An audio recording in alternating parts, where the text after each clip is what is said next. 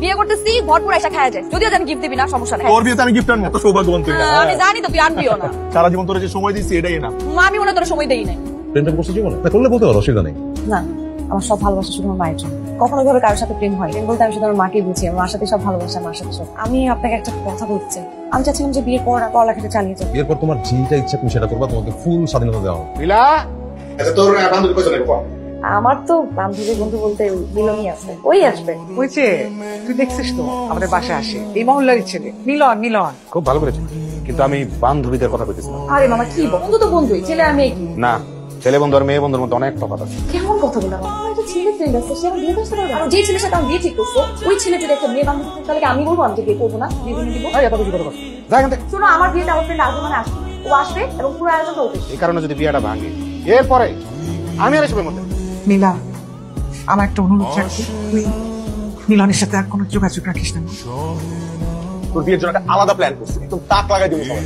তুমি না কি প্ল্যান? তুই আমার বিয়েতে আসতে পারবি না। আরে আমারই তাই তুই, আমি নালে কি তোর বিয়ে হইব নাকি? সব অ্যারেঞ্জমেন্ট প্ল্যানিং তো আমিই করতেছি। আমার মামা বলছে তোকে বিয়েতে না আসতে। সমস্যা নাই, বিয়েতে না এলাম, কিন্তু তোর বিয়ের পর কিন্তু তোর জামাইরে কবি যে তোর একটা ক্লোজ ফ্রেন্ড আছে, তোর বিয়েতে আইতে পারে না কারণ বিদেশ ছিল। এরপর একদিন রেস্টুরেন্ট নিয়ে ভরপেট খাওয়া দিবি, সব ভুলে যাবো গা। তারা কি মা বলছে বিয়ের আগে তোর সাথে যেতে দেখা না। আম্মা যেহেতু নিষেধ করছে, তাহলে কথা কইস না, দেখাও করিস না। কি অবস্থা তোর? তুই ফোন দিস না কেন আমারে? কোনো খোঁজ নেস না? আচ্ছা বিয়ে হয় নাই তাতে এই অবস্থা, বিয়ে হলে যে তুই কি করবি আল্লাহ জানে। কিরে, কার সাথে কথা কস? মিলার সাথে কথা কই আম্মা। আমরা ফোনই দেন, মানে কেমন হয়ে গেছে। দে তো বেমানটার একটা বকা দেই। এই আম্মা কথা কই ভাই, এনে। ওই কি রে বেইমান বান্ধবী, হ্যাঁ? আমার ছেলেটা তোর বন্ধুর একটা ফোন দেস না, বেইমান। ওই কথা কস না কে? কি রে, এটা কার ফোন? আমার এটা আমার ফোন, 2 দিন ধরে বন্ধ, চার্জার নষ্ট। 2 দিন ধরে কইতেছে আমার একটা চার্জার কিনা দে। হ্যাঁ, আজ এরা কথা কইতেছে। হ্যাঁ,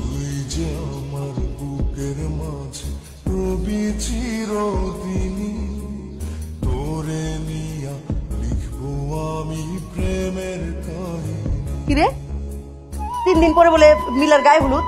কই দাওয়াত দিল না তো? সারা মহল্লার সবাই জানে, আমগো দাওয়াত কই? দাও দেয় না, এদের ইচ্ছা। ইচ্ছা মানে?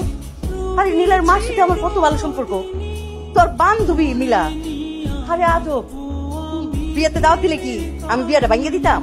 আরো 2 হাত তুলে মোনাজাত করতাম মায়াটা দিয়া, যে সুখে শান্তিতে সংসার যেন করতে পারে। রাখো তো, এবার গায়ে লাগাও না, তুমি নিজের পোলা নিয়ে চিন্তা করো। খুব গায়ে লাগছে রে আমার, খুব গায়ে লাগছে। মানুষ আয় রে, মানুষের সাথে ভালো সম্পর্ক রেখে লাভটা কি? হ্যাঁ,